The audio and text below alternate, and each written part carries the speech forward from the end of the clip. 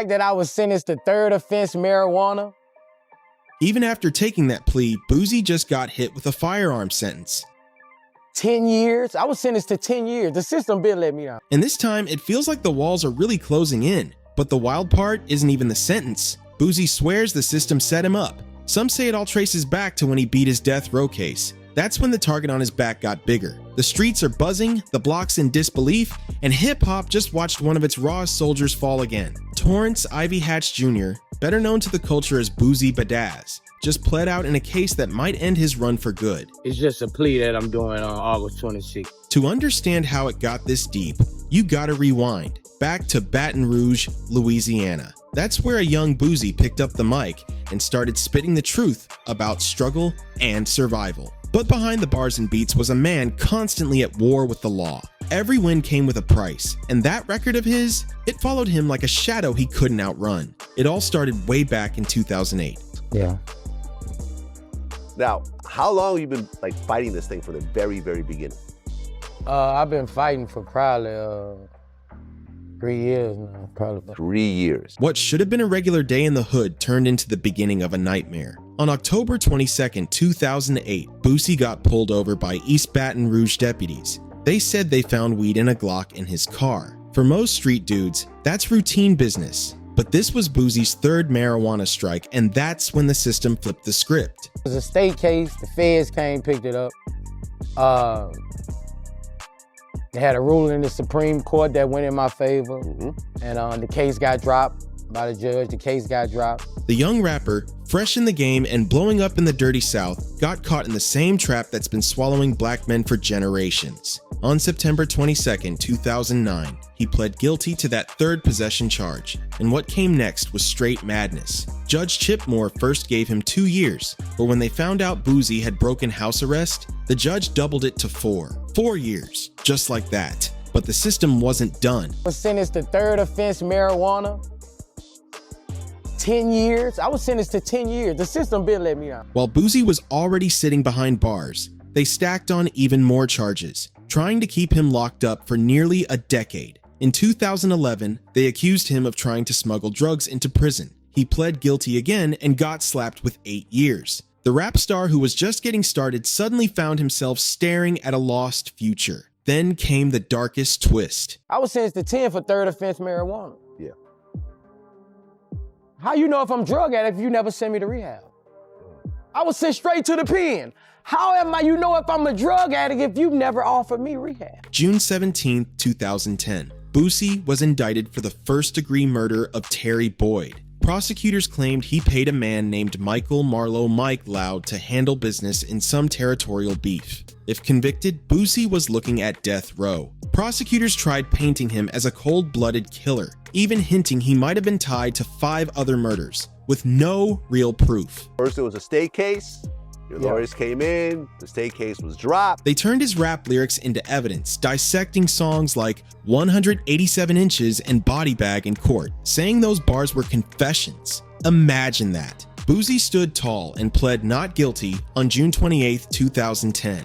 They went appeal the Supreme Court ruling, and they won on the Supreme Court ruling.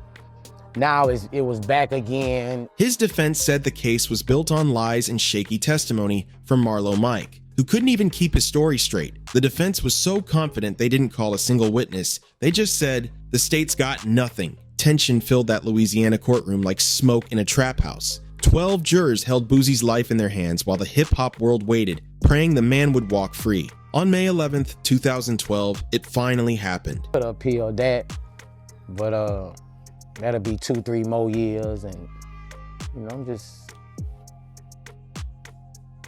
wasn't gonna go to trial with it, Boosie was acquitted after just 10 minutes of deliberation. 10 minutes. The case was weaker than watered down liquor. It was a massive win, but the scars stayed. Years of his prime were gone, stolen by a system that never played fair. Even though he beat the murder charge, he was still locked up for drugs until March 5th, 2014. When he finally got out after 5 years inside. Celebrating, bro. And we were celebrating too early. I was celebrating. Good behavior and sharp lawyers might have helped, but Boosie wasn't the same. He came out hardened, focused, and seeing the game for what it really was. On parole until 2018, Boosie had to move carefully, still under watch. But instead of folding, he came out swinging, dropping music non-stop, reclaiming his name. I called on the beach 3 weeks later with my family. Say they just indicted you again. They added a charge, say I was a drug addict. I think they were trying to use one of my interviews to justify that over something that you were talking about from like 10 years ago. And proving he couldn't be silenced. The comeback became part of his legacy. Still, those old convictions hung over him like chains. And here's the kicker. As a convicted felon, he couldn't legally touch a gun, but the feds, they never forgot. Those same laws kept circling back, waiting for another shot at him.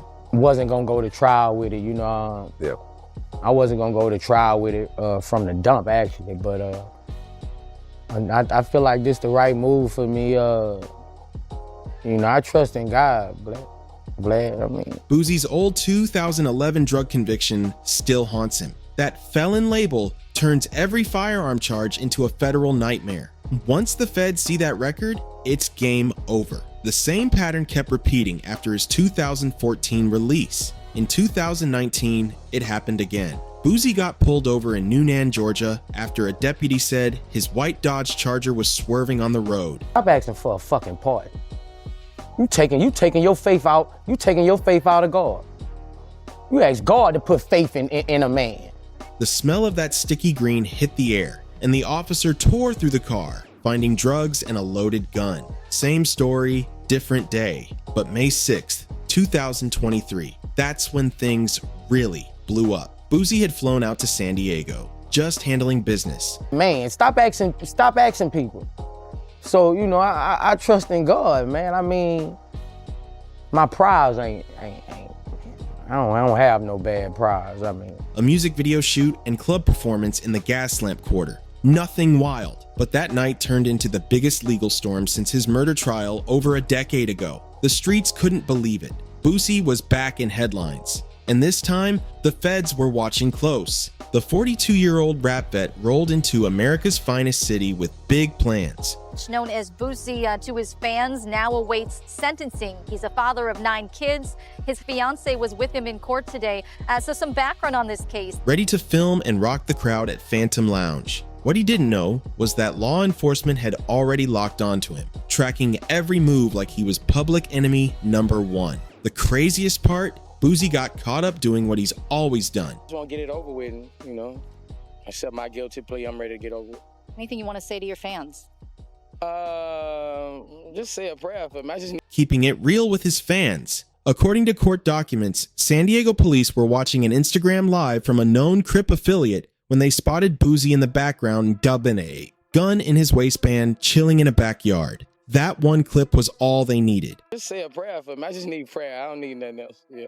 In today's social media world, being real online can turn into a setup, fast. The same transparency that made Boosie loved by the hood became the trap that got him caught. Authorities didn't just roll up. They launched a whole operation. Helicopters in the air, multiple patrol units, the works, all that for a rapper just out there to make some money and show love to his fans. When they finally pulled him over, it was game time. The search turned up 2 loaded guns, a Glock and a Hellcat, inside the SUV, along with Boosie and another man named Billy Johnson. That discovery triggered a domino effect that flipped Boosie's life upside down. At first, things didn't look too bad. State charges only. They throwing that out. I Okay, guess. they threw that out.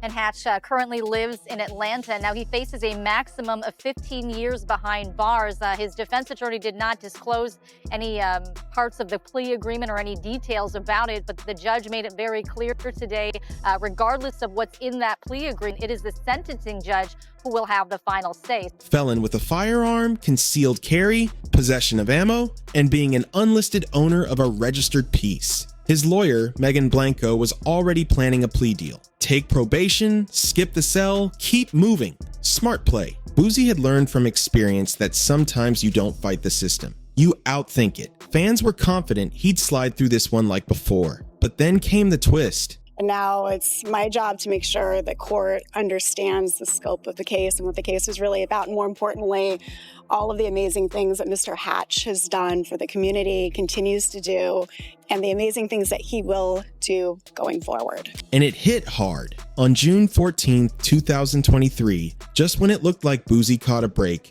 the state dropped the charges in San Diego court. For a second, everyone thought he was free. Fans were celebrating, lawyers smiling, Boosie breathing again. I'm gonna be at every show, of course. But that peace didn't last long. It vanished faster than a Newport in a corner store parking lot. Seconds after walking out of court, federal agents swooped in and arrested him, now charged as a felon in possession of a firearm. The state case vanished just to make room for the feds to take over. The game had changed again, and this time, they were coming for Boosie on a whole new level. That ain't how I go in fed court. Once you take a plea, your sentencing ain't till 2-3 months after that, so I'm gonna be... After the May 6th arrest, the ATF boys jumped in and took full control of the case, claiming federal laws made it their business since Boosie was a convicted felon holding heat. The switch-up hit different. Thanks to evidence, and even his lawyers, Megan Blanco and Damon Alamori, called it out as strange. Greatest alive on Top 5. Saying the feds were breaking their own playbook by charging him twice for the same situation. They hinted this wasn't about justice. It was about Boosie's mouth, his open criticism of the system, both in his music and online. I hope they send you somewhere where they mistreat Boosie.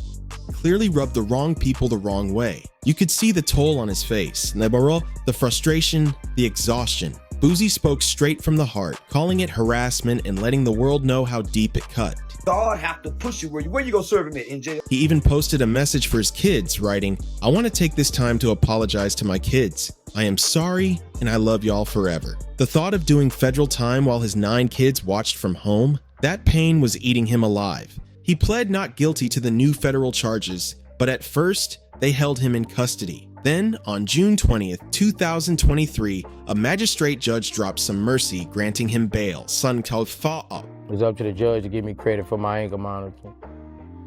But it's up to God to get to that judge, man. You know, I mean, I'm ready for whatever, Vlad. Like, I'm built like this, Vlad. Like, yeah. Like I told you, if God want me free, gonna keep me free. First at $50,000, later bumped to $100,000. The conditions let him travel for shows so he could still provide for his family while that storm cloud of federal time hung over his head. For over a year, Boosie lived in limbo, recording, performing. I'll send my ass to jail.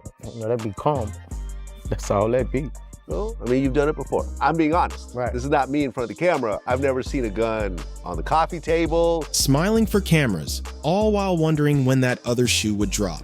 Then came what felt like divine intervention. On July 12, 2024, U.S. District Judge Kathy Ann Bensavengo dismissed the case completely, citing the United States v. Duarte ruling, the one saying nonviolent felons shouldn't be banned from owning guns. Since Boosie's priors were just nonviolent drug charges, his team used that to crush the feds' whole argument. Yeah, this is the first time I've ever had a judge who I would say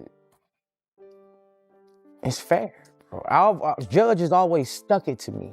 Do you think it's because this judge is in California as opposed to Louisiana? Because you've always had Louisiana judges, right? Yeah. The celebration was real, pure emotion. Boosie shed tears of joy outside the courthouse saying, "This situation made me see who was down with me and who wasn't. God had a different plan." Hours later, he posted a victory video from the lazy river at Sicuan Casino Resort, grinning like a man finally free. After decades of courtrooms, cells, and trials, it looked like the legend had finally beaten the system. But peace doesn't last long in Boosie's world. Less than 2 weeks later, the feds came back swinging harder than ever. On July 19th, 2024, U.S. Attorney Tara McGrath's office re-indicted Boosie, not just for felon possession, but with a brand new charge: having a gun while being a user or addict of a controlled substance. Now they were trying to take everything: his weapons, his freedom, his legacy. If convicted, he could be facing up to 25 years in federal prison. The emotional whiplash was brutal. 1 week, he's free and floating. The next, he's staring at decades behind bars. His reaction online was raw, angry, unfiltered. A man fed up with being hunted by a system that refuses to let him breathe. That new drug-related charge? That was the dirtiest move yet. Boosie blasted prosecutors for pulling tricks, calling the case a circus, and saying they only added the new charge to break his spirit, letting him taste victory just to snatch it back. That's cold. By this point, Boosie knew this fight wasn't just about him anymore. It was about every voice the system tries to silence. His street smarts, his grind, his fires, all of it was being tested. And even with the legal odds stacked high, Boosie wasn't folding. The streets were watching, and this time, the message was bigger than music. By the summer of 2025, Boosie Badazz was a man fighting battles on every front, against the feds, his pride, and even the same streets that made him. The non-stop legal grind had drained him like a slow leak in a tire. His spirit, his family, and his money all taking hits. For nearly 3 years straight, he'd been locked in a war that only seemed to get heavier each time he thought he'd found a way out. And the truth hit him hard. Sometimes the realest thing you can do isn't to keep swinging, it's to step back and live to fight another day. That realization didn't come from his lawyers or the homies. It came from his family. In heart-to-heart talks that must have cut deep, Boosie's people made him see that surviving for those you love is the most gangster move there is. On August 4th, 2025, Boosie dropped a bombshell on X. He'd taken a plea deal in the federal gun case. The hip-hop world went crazy. This was the same man who'd stared down death row, beaten impossible odds, and built his name on never folding. To see him take a deal shook the whole culture, but real ones understood. This wasn't weakness, it was survival with strategy. Then, on August 26, 2025, Boosie stood before a federal judge in San Diego and pleaded guilty to 1 count of felon in possession of a firearm. The courtroom was heavy with emotion. His fiancée and family sat close, riding every second with him. You could see it in his eyes. This was a man accepting reality, not defeat. When reporters swarmed him after court, asking what he needed most from fans, Boosie's answer was pure vulnerability. He just wanted love and understanding. The deal carried a max of 15 years, but prosecutors agreed to drop the second gun charge and recommend 2 years instead, plus 3 years of supervised release after. No extra fines, no extra smoke, just a shot at peace. Details later revealed that the feds only got their jurisdiction because Boosie had bought the Glock and Hellcat in Georgia, then flew with them to San Diego. That alone was enough to make it federal, a technicality that cost him everything. But behind all the legal jargon, the human toll was brutal. His lawyer, Megan Blanco, told reporters she was proud of his growth and hopeful the judge would see the truth. He wanted nothing more than to accept responsibility and put this behind him, she said. Now it's my job to make sure the court understands who he really is. The timing made the story even more painful. So, his sentencing is set for November 21st, 2025, just days after his birthday. Instead of celebrating turning 43, Boosie will stand in court waiting to hear whether he's walking free or losing more years of his life. Still, he's refused to slow down. On bond, he's kept performing, grinding, and dropping music like a man with something to prove. His latest album, Words of a Real One, dropped August 1st, 2025, just days before his plea. Even with the feds breathing down his neck, Boosie kept showing why he's built different. But not everyone's been showing love. The loudest critic has been Charleston White, turning Boosie's pain into internet content. White's attacks have been cold, mocking Boosie's legacy, and even saying he hoped the man would die in jail. The disrespect was so wild that even his usual followers called it low. But through all that hate, Boosie's still getting more love than ever. From fans, artists, and even old rivals who respect the maturity behind his decision. His recent interviews sound like a man at peace with his choice. He's not running, he's evolving. As November 21st approaches, the entire hip-hop world is waiting to see what happens next. Will Judge Kathy Bensavengo stick to the recommended 2 years, or go heavy and make an example out of him? Whatever happens, one thing's certain. Boosie Badazz's story is far from over. From Baton Rouge's rough blocks to federal courtrooms in San Diego, his journey is one of raw talent, survival, and resilience against all odds. Now, if you've been following this saga and want to keep up with what happens next, don't forget to like, share, and subscribe, and I'll see you on the next one.